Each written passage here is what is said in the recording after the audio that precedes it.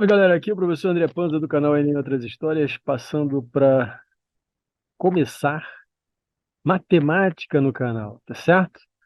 Bom galera, e aí eu escolhi para começar com álgebra, teoria dos conjuntos, tá bom? Essa aula de teoria dos conjuntos vai ser dividida em algumas partes, certo?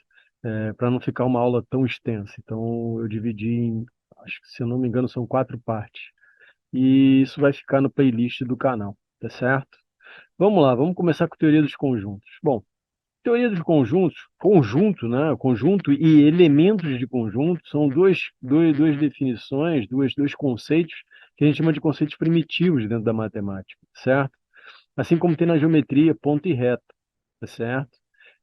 Aqui nos conjuntos são a mesma ideia, tá certo? Então, não existe uma definição formalizada do que vem a ser conjunto e elemento.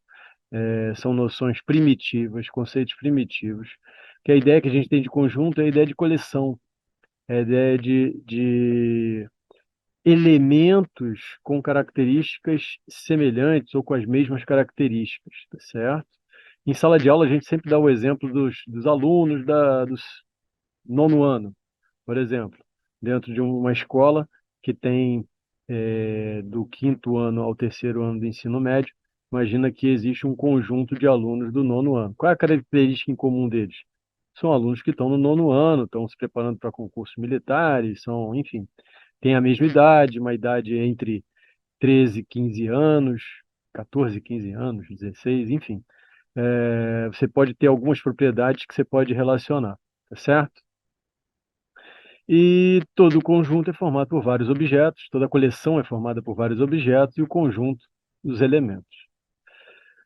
Bom, representação de conjunto. O conjunto a gente vai representar sempre com a letra maiúscula e o elemento sempre com a letra minúscula, tá certo? Isso é muito importante, tá, galera? Então, isso daqui, ó, conjunto, letra maiúscula, elemento, letra minúscula, tá certo? Posso representar um conjunto entre chaves, como está aqui. Repara que o nome do conjunto, letra maiúscula, e os elementos minúsculos. Posso representar por diagrama de Venn, do jeito que está aqui. Repara, letra maiúscula, elementos, letras minúsculas. Posso representar desse jeito aqui com a característica, a propriedade dos elementos que vão compor esse conjunto, tá certo? Por exemplo, B é igual a X, tal que X é um número natural ímpar, tá certo? Então, o que que ele quer dizer com isso? Ele quer dizer que é, número natural ímpar, ele começa lá no 1, ó. 1, 3, 5, 7, 9, 11 e assim por diante. Esses 3 pontinhos aqui quer dizer que é um conjunto infinito, não tem fim, tá certo? Eu não tenho fim nesse conjunto. E uma outra situação, imagina, um conjunto finito, conjunto dos números naturais pares maiores que 4 e menores que 100. Isso quer dizer o quê? Maior que 4 é o 6 e menor que 100, 98. Ah, André, por que que não colocou o 4 e o 100? Imagina que eu estou falando maiores que 4. Se eu quisesse colocar o 4, teria que ser maiores ou iguais, ou igual a 4, maior ou igual a 4, ou menor ou igual a 100, certo? Teria que ter o igual aqui para isso. E, enfim, vai ficar desse jeito aqui. Isso aqui é um conjunto finito, que tem fim, tá certo? Repara que tem só os 3 pontinhos, ó. Esses 3 pontinhos aqui no meio quer dizer que eu tenho mais elementos entre o 10 e o 98. Eu, logicamente, não vou colocar todos eles aqui, mas esses 3 pontinhos, quando está no meio de uma sequência, é porque eu tenho mais elementos. Quando está no final, é porque eu tenho uma sequência infinita de termos, não tem fim. Bom, conjunto unitário. O que que é um conjunto unitário? Que tem apenas um elemento, tá certo? Então, imagina o conjunto dos números naturais, pares e primos. Pares e primos, o que que são números primos? São números que são divisíveis por ele mesmo e por um. E no caso, pares e primos, o único par que é primo, o único primo que é par, é o 2, tá certo? Por isso é um conjunto unitário. O restante dos primos são todos ímpares, tá? Conjunto dos estados brasileiros que começa com a letra Z. Isso não existe. Então, o que que eu tenho que fazer? Meu conjunto ele é vazio. E ele ser vazio, eu posso representar dessas duas maneiras, tá, galera?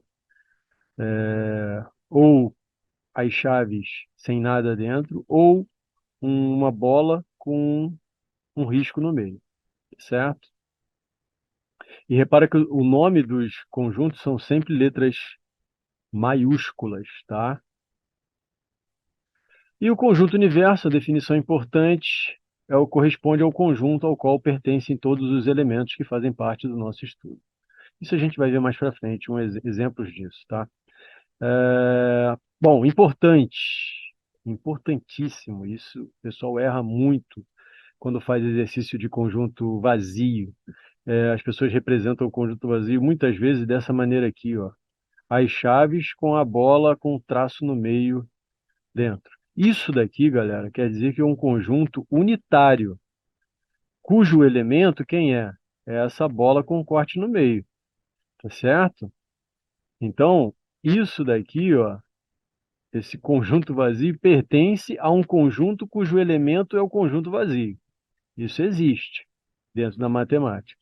Então, e isso daqui é diferente um do outro, tá? Essa segunda afirmação aqui que eu coloquei é uma coisa diferente da outra.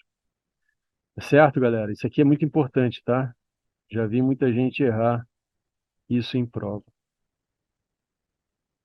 Bom, galera, essa foi a primeira aula de matemática, teoria dos conjuntos. Vai ter mais. Acompanhe aí diariamente. A gente vai colocar coisas novas, tanto de história quanto de matemática. É, Fica ligado. Gostou, compartilha, se inscreve no canal. Grande abraço e até a próxima. Valeu!